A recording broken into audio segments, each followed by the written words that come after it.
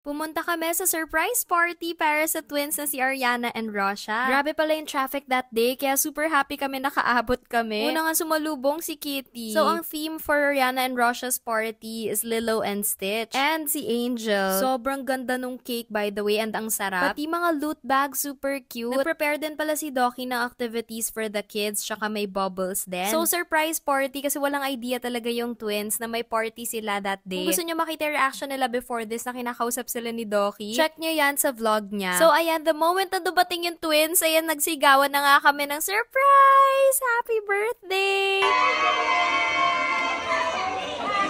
Birthday to you!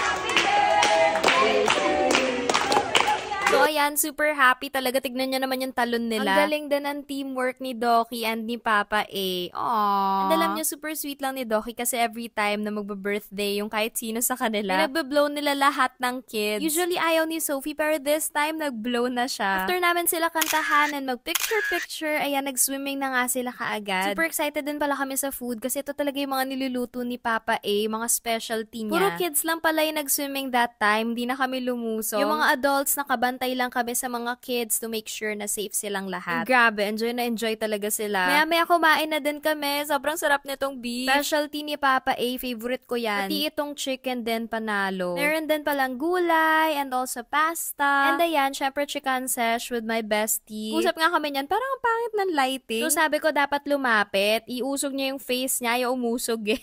Miss na din namin si Sister Chin. Pero syempre, kailangan alagaan muna natin ang bunso natin, si Chino. Don't worry, marami pa namang bonding moments yan with besties. Sobrang cute pala nitong dalawa. Pinagkaguluhan na nila yung mga mas na si Stitch and Angel. Yun lang. Happy birthday, Ariana and Rosha. Love, love!